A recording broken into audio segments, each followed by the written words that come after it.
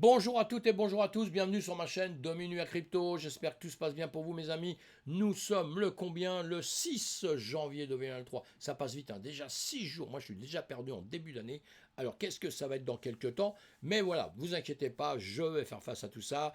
La mémoire va revenir dans 2 secondes et surtout qu'on va regarder un peu notre BTC, notre ETH, on va regarder aussi le Bitcoin est un détecteur d'imbéciles. Alors je m'en suis servi tout à l'heure un peu pour voir un peu effectivement si c'était vrai. C'est vrai, je vais vous présenter, je vais vous dire tout à l'heure, il détecte bien, il détecte bien. Allez, on va regarder ça gentiment. On a un BTC à 16 871, on a un ETH à 1252, on va faire le tour des news un peu pour voir un petit peu l'ambiance générale hein, sur les 100 premières ici. Boum, boum, on a beaucoup de rouge. Hein.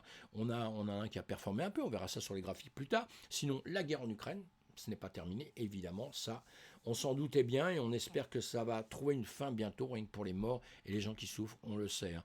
Les marchés américains, les marchés sur la planète entière, on les suit toujours parce que ça a une action dans la journée sur ce qui peut se passer sur les graphiques. Il y a des news tout à l'heure vers 14h30, on verra pour ceux qui suivent. Alors, ceux qui regardent, qui sont des traders, il faut suivre ça de près, évidemment. Pourquoi suivre ça de près? Parce que c'est les moyens pour aller en long, en short, avec des effets de levier, avec des moments où il y aura un peu de volatilité, où ça va il va y avoir des réactions qui vont provoquer des hausses et des baisses, hein, évidemment. Si vous faites du long terme, vous vous en foutez complètement. Faut pas aller vous traumatiser avec quelque chose que vous entendez une journée alors que vous voulez sortir du marché dans 1 an, 2 ans, 3 ans, 4 ans et 10 ans. Voyez, parce que d'ici là, il va s'en passer des choses. Hein, et vous avez le temps de vous traumatiser. Donc, si vous faites du long terme, vous vous en foutez complètement de ça. Vous vous en occupez pas. Et sinon, ce que je voulais voir surtout un petit peu, notre marché, le S&P 500, là, très rouge. Hein, très rouge, marché très rouge. Tesla ici, hein, 2,90.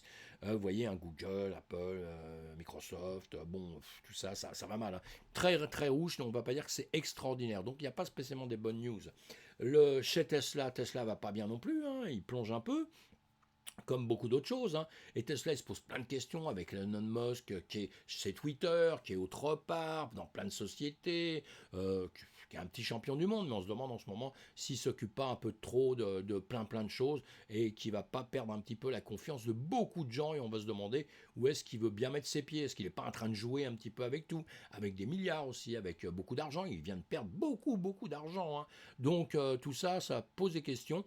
Et si je parle de ça, c'est pas pour parler d'Elon Musk, je m'en fous comme de l'an 2000, mais c'est juste pour vous dire que le marché traditionnel, le gros problème que nous avons, c'est à cause du marché traditionnel, à cause de notre univers classique qui est tombé. Et nous suivons le marché traditionnel. Et actuellement, comme on suit le marché traditionnel et que le marché traditionnel s'est effondré, on s'est effondré aussi. Je dis ça pour une bonne raison, c'est que j'ai eu plusieurs appels depuis quelques temps d'amis qui me disent, t'as vu ta crypto-monnaie, machin, ça fait quelques années que j'en parle, moi de ça, t'as vu ta crypto-monnaie s'est effondrée, ça vaut rien, ça vaut... Et quand je leur dis, mais le monde va bien, tout va bien, les bourses classiques, tout ça, et la plupart, bon, ils s'en occupent pas, ils s'en foutent complètement, ça les intéresse pas.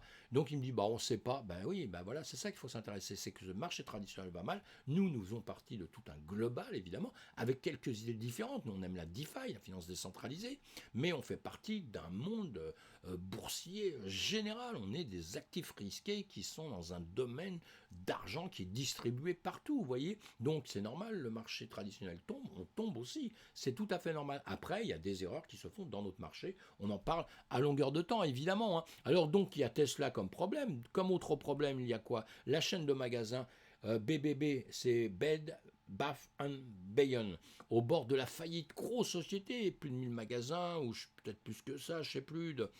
Enfin bon, beaucoup de magasins.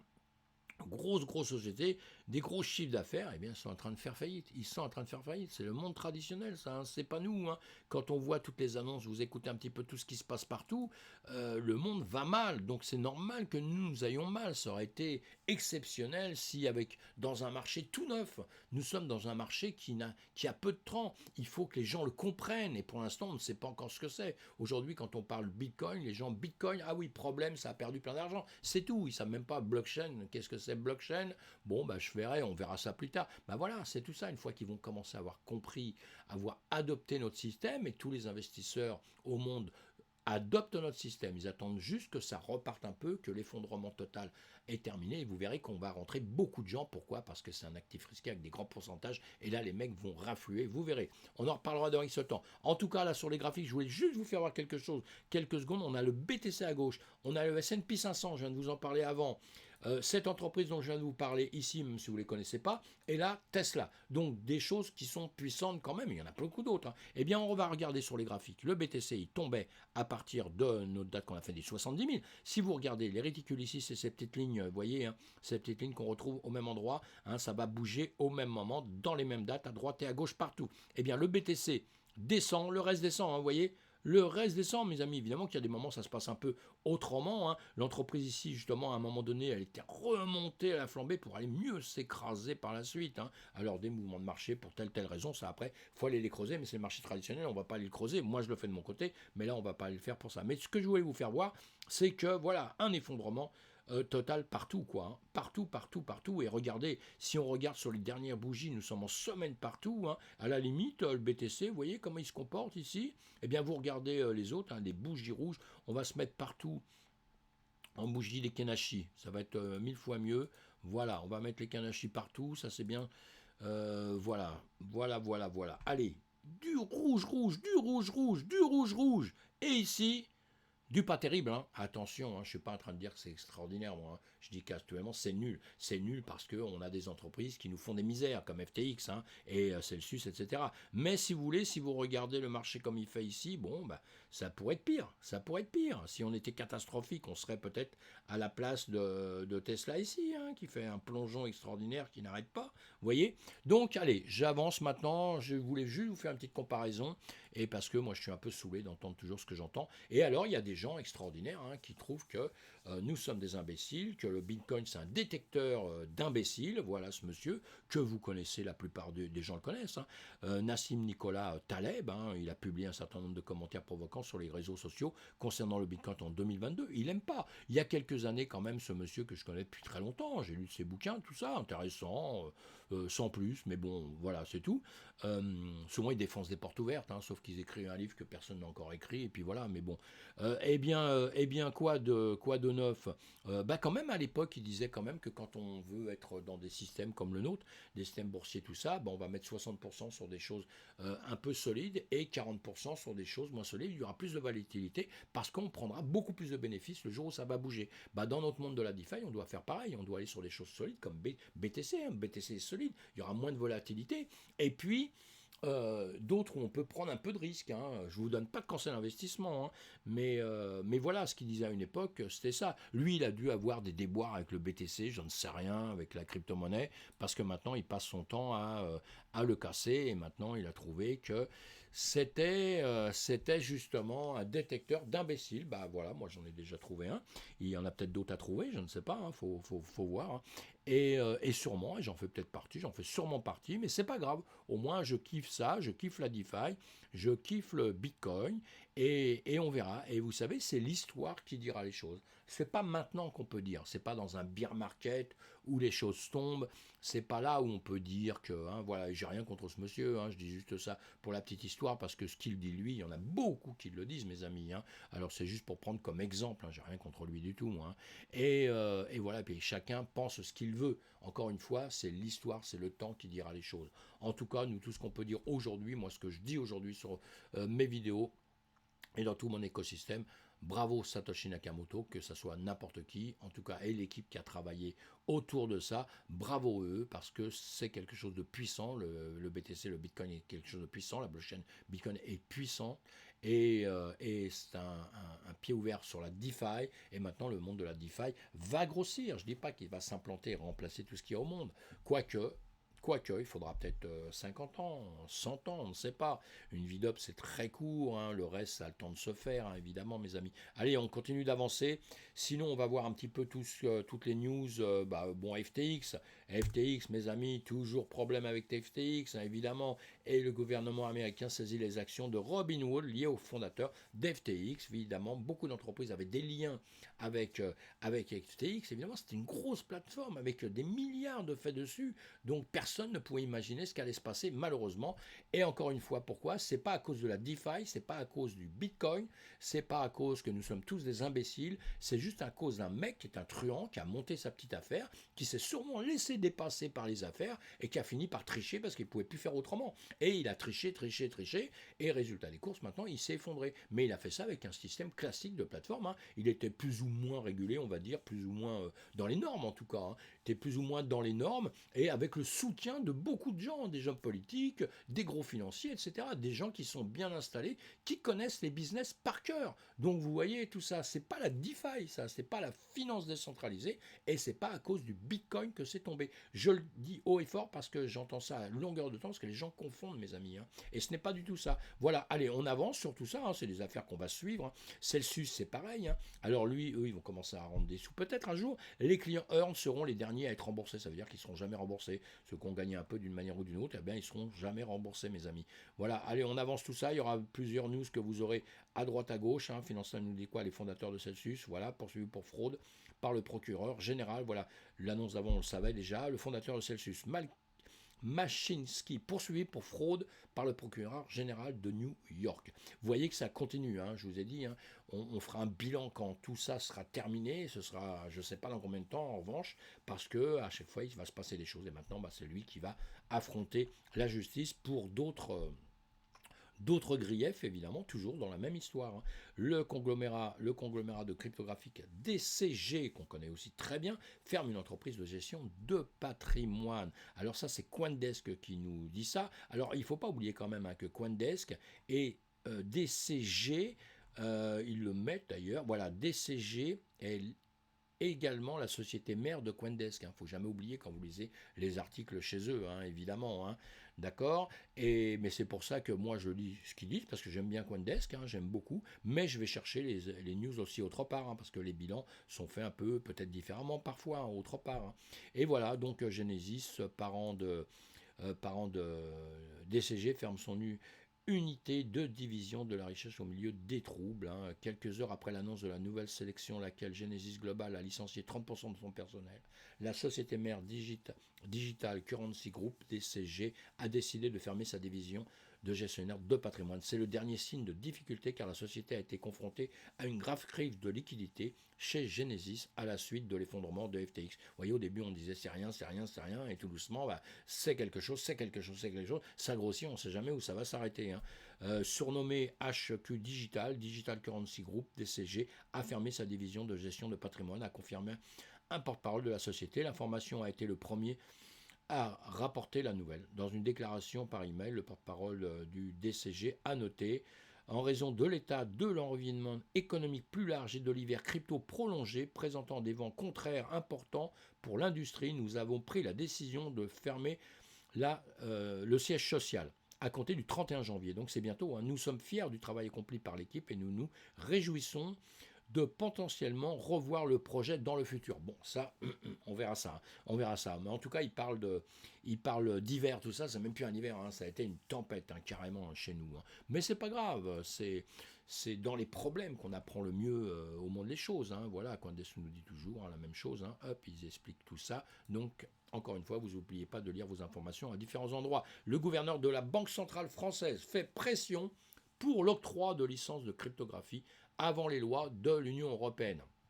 Ah, les Français, on est quand même balèzes. Hein. Alors, on attend l'Union européenne qui, normalement, va pas être très simple pour nous. Et en réalité, nous, on veut encore faire plus fort que l'Union européenne. Et on veut taper un peu plus dur. Parce que j'ai l'impression que dans leur tête, ils se disent, la loi MICA, qu'on va avoir les résultats dans quelques temps, eh bien, j'ai l'impression que les Français se disent, mais c'est pas assez fort. Il faut taper fort. Il faut taper fort.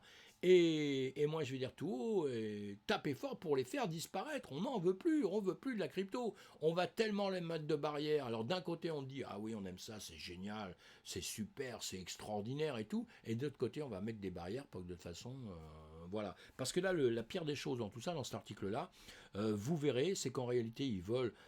alors, lors d'un discours à Paris le 5 janvier, je vous lis, c'est plus facile, François Villeroy de Gallo a déclaré que la France ne devrait pas attendre les prochaines lois européennes sur la cryptographie pour promulguer des licences obligatoires pour les fournisseurs locaux des services d'actifs numériques, le DASP. Le projet de loi du Parlement européen sur les marchés des actifs cryptographiques, MiCA, qui prévoit un régime de licence cryptographique, ne devrait pas entrer en vigueur avant 2024. Ça, oui, c'est trop loin, ils ont raison, il faut massacrer le système avant. Selon un rapport Bloomberg du 5 janvier, Villeroy s'est adressé à l'industrie financière du pays dans son discours déclarant: tout le désordre de 2022 nourrit une conviction simple. Il est souhaitable que la France passe au plus vite à une licence obligatoire des DASP, plutôt qu'à un simple enregistrement. Actuellement, les entreprises de cryptographie fournissent le trading et la garde de cryptographie doivent être enregistrées auprès de l'autorité des marchés financiers, l'AMF, qu'on connaît très bien, l'organisme de réglementation du marché du pays. Une licence DASP est facultative. Les personnes autorisées étant obligées de se conformer à une multitude d'exigences liées à l'organisation, à la conduite et au financement de l'entreprise. Cependant, alors écoutez bien, là, ça devient rigolo presque. Cependant, sur les 60 entreprises de cryptographie enregistrées par l'AMF, aucune n'est actuellement autorisée en tant que DASP. Vous avez compris? Donc voilà, donc ils vont donner ça plus qu'au compte-gouttes et on ne sait pas encore comment, ni le co-caisse. Allez, vous lisez tout ça après, hein, il y a plein d'infos là-dessus évidemment. Les doutes montent, je vous les mets les liens de tout ça, hein. Les doutes montent sur l'avenir de Huobi alors que les dures rumeurs de licenciement sont démenties. Oui, Huobi, il a démenti le licenciement, mais les rumeurs continuent à aller de bon train dans différents sens, hein, pour Huobi. Ça fait peur un peu à tout le monde, évidemment, hein. Dans un tweet le 5 janvier, le conseiller de Huobi, Justinson, a évoqué les rumeurs d'insolvabilité présumée, affirmant que le développement commercial de l'échange était bon et que la sécurité des actifs des utilisateurs serait toujours entièrement protégée. Voilà, donc il y a eu des déclarations, tout ça, mais les gens ont quand même un peu peur. Et voilà, donc vous lisez pareil tout ça, je vais très vite là-dessus, malheureusement. Alors, autre chose aussi, voilà, le sénateur qui a dirigé le projet de la loi cryptographie soutenu par SBF, hein, prend sa retraite. Voilà, bon, bah écoutez, ça va passer à quelqu'un d'autre, mais on en parle tout de suite, mais elle reprend sa retraite en 2000 pour effectuer son mandat, qui se terminera au début de 2025. Donc on a le temps, on a encore un peu de temps de causer, ils ont le temps de remanier tout ça, de revoir tout ça. Et ça, on suivra de près aussi, évidemment. Le commerce de la vache provoquera la prochaine implosion de la crypto. Marc Cuban qui nous dit ça. Voilà, alors, je vais vous dire ce que c'est. Le commerce de la vache, qui est illégal en vertu de la loi américaine, est un processus par lequel un commerçant ou un bot achète et vend le même actif cryptographique pour fournir des informations trompeuses du marché. Il le fait lui-même monter et descendre, et ça trompe le marché, puisque quand les marchés montent, on sait bien qu'il y a bien beaucoup de gens qui sont FOMO et qui vont rentrer dedans, hein. C'est ce que j'explique sur mes graphiques à longueur de temps, où il faut faire très très attention. Et puis, à partir du moment où ils rentrent énormément dedans, hein, justement, bah, les autres récupèrent leur argent, ils font des gains, et vous, malheureusement, le marché retombe et vous avez perdu. En gros, c'est ça, il y a des choses beaucoup plus complexes là-dedans, hein. Vous allez lire son article, évidemment, hein. Mais c'est lui qui dit ça, qui dit que ça ferait exploser le marché. Bon, ça c'est encore une idée, pourquoi pas. Elle n'est pas plus bête qu'autre chose, hein, elle n'est pas plus bête qu'autre chose. Quand il dit ça, il n'est pas en train de nous traiter d'imbéciles, lui. Le Doge dépose des accusations contre le pool de tapis de NFT mutant à planète présumée. Ça aussi, c'est un autre problème. Le ministère américain de la Justice a annoncé jeudi qu'il avait arrêté et déposé des accusations criminelles contre le fondateur d'un projet NFT qui accuse de détenteurs de tapis tirés et les escrocs de 2,9 millions de dollars en crypto-monnaie. Aurélien Michel, 24 ans, fondateur de la collection Ethereum NFT Mutant Ape Planète, a été arrêté hier soir à l'aéroport JFK de New York par les autorités fédérales pour une fraude électronique. Michel, citoyen français, réside aux Émirats arabes. Voilà, normal, ils partent tous là-bas, hein. Ceux qui ont quelque chose à se reprocher, ils vont tous vivre là-bas. C'est un truc de fou, ça. Cette décision constitue la troisième fois que des procureurs fédéraux poursuivent des accusations contre les orchestreurs de soi-disant tirage de tapis NFT. Des stratagèmes où les créateurs d'un projet NFT vendent des NFT sur de fausses promesses d'avantages communautaires, d'utilité et d'avantages financiers, pour ensuite abandonner le projet et faire disparaître des fonds d'investisseurs. Voilà, et une technique évidemment de fraudeurs, quoi, tout simplement. Parce que, encore une fois, je répète, quand vous achetez un NFT, il faut que ce NFT vous apporte quelque chose. Parce que si vous achetez juste une image simplement, comme on achèterait un tableau parce qu'il vous plaît, parce qu'il y a quelque chose dans les NFT, on a un monde qui est un petit peu différent. Et je pense qu'il faut vraiment aller vers des NFT qui vous donnent un plus. Vous achetez, que ce soit une œuvre d'art ou autre chose, n'importe quoi, vous achetez un NFT, le NFT doit vous procurer quelque chose en plus. Hein, c'est ce que vous devez aller voir. Alors évidemment, il y en a qui ont bien compris le système. Alors ils vont se mettre à vendre des NFT en vous donnant une tonne de choses très excitantes, évidemment, puisque vous aurez une tonne d'avantages. Évidemment, quand on dit simplement et qu'on ne donne pas, c'est facile, hein, ça c'est facile, hein, c'est comme les gens qui donnent sur des bénéfices du 200, 300, 500%, etc. et qui finissent un jour par pas les donner. Évidemment que tout ça, ça existe et il faut se méfier de tout ça, donc il faut faire très attention, il faut être très prudent. Allez, on avance. Encore un tout petit peu, les ordinateurs quantiques pourraient bientôt violer la cryptographie blockchain. Ça, c'est un problème, grande question qu'on se pose. Hein. Le quantique, c'est quelque chose qui va aller très très vite, des puissances de calcul qui vont être très puissantes, hyper rapides. Hein. Donc, on a peur que justement, ça puisse casser nos systèmes compliqués déjà. Hein. Le système de la cryptographie, c'est quelque chose de très compliqué, déjà très au point, mais on a l'impression que les bases de calcul iront 10 fois plus vite, donc ils pourraient récupérer nos codages. Mais je pense que tout va avancer en même temps, moi. Je pense que tout avancera en même temps et qu'au fur et à mesure que les choses vont évoluer, vont avancer, le codage aussi va évoluer, va avancer dans tous les sens et ce sera de plus en plus compliqué. Voilà, c'est tout.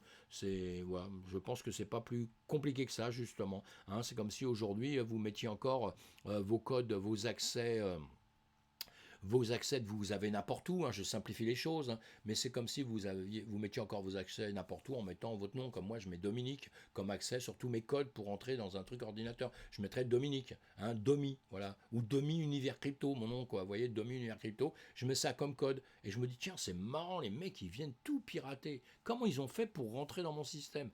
Ben, c'est la même chose, hein, plus les temps vont avancer, maintenant on met jamais ça, on met des codes très compliqués, avec des legs, des chiffres, des caractères spéciaux, enfin vous voyez, donc on fait plusieurs choses comme ça, vous en mettez toujours au-dessus de 8, 9, 10, 11, et là vous risquez rien dans les médias. Plus tard, il faudra peut-être en mettre 100, je sais pas, ou trouver d'autres manières, mais on va avancer avec le système, évidemment, on va avancer avec le système. Donc on verra ça, hein, mais c'est intéressant, hein, c'est des questions intéressantes. Vous lisez hein, les articles, hein. Je vous les mets parce que je les trouve intéressants, donc moi j'aime bien le quantique, ça me plaît bien, l'idée et l'idée, tout ce que je peux dire dessus. La blockchain Ton, conçu par Telegram, lance une solution de stockage. Voilà une news, la fondation Ton qui prend en charge la blockchain Layer 1, The Open Network. Le Ton a annoncé le 4 qu'elle avait lancé Ton Storage, une solution de partage de fichiers et de stockage de données. Donc vous avez tout ici. Hop, vous allez voir, vous allez lire. Si ça vous plaît, Bitbank annonce la gestion des fusées éclairantes FLR et la subvention de largage aérien, c'est les airdrops. Voilà, la Bitbank d'échange d'actifs cryptographiques monnaie virtuelle a annoncé le 6 qu'elle gérerait FLAR Network FLR, anciennement Spark, et donnerait des parachutages, des airwalks. Donc un parachutage, on va vous donner de la crypto. Ça ne va pas vous tomber du ciel, hein, mais ça arrivera sur vos ordinateurs. La date d'inscription prévue est le 11 janvier, mes amis. C'est quand? C'est dans bientôt. Les subventions airdrop seront basées sur l'instantané du 12 décembre 2022, date et heure d'acquisition 2020, 12 décembre 2020. D'accord, bon, c'est pas grave, hein, d'accord. Selon les règles de distribution des jetons Floor Network, le nombre de subventions sera cette fois limité à 15% des avoirs XRP avec droit de largage. Les 85% restants seront déterminés par un vote de gouvernance prévu le 14 janvier 2023. Voilà mes amis, des petits projets. Vous regardez, hein, je vous dis pas d'aller dessus. J'ai aucun intérêt dans tout ça, moi. Hein. Aucun. Je vous dis parce que ça existe, donc vous allez voir, quoi, c'est tout. Hein. LG affiche clairement ses ambitions pour le métaverse. Eh bien voilà. Les ambitions pour le métaverse, il y en a beaucoup qui en ont. Vous savez qu'on est au début du métaverse, hein, mes amis. On est tout au début du métaverse. En réalité, on n'est pas dedans. Hein. On est sur une réalité virtuelle, hein, ça c'est clair. Mais on a du travail. Hein. Il y a du travail, hein, tout ça. Mais c'est les balbutiements, tout ça. Et moi, je suis heureux de voir tout ça grossir et tout ça démarrer. C'est extraordinaire. Allez, hop, c'est bon pour aujourd'hui. Un abonnement à ma chaîne. Voilà. gratuit, c'est gratuit, hein. Vous pouvez vous abonner, il n'y a aucun problème, je ne vous demanderai jamais rien. Ça me fait plaisir pour tous ceux qui sont abonnés, tous ceux qui me suivent depuis longtemps. Merci, merci et merci. Et puis, euh, et puis sinon, pas qu'à cliquer sur le pouce. Les gens n'aiment pas cliquer sur le pouce, on n'aime pas. On ne sait pas pourquoi. Bon, bah, c'est tout, ils ne veulent pas nous faire plaisir, hein. C'est pas grave, mes amis. Allez, que vous soyez abonnés, pas abonnés, vous êtes les bienvenus.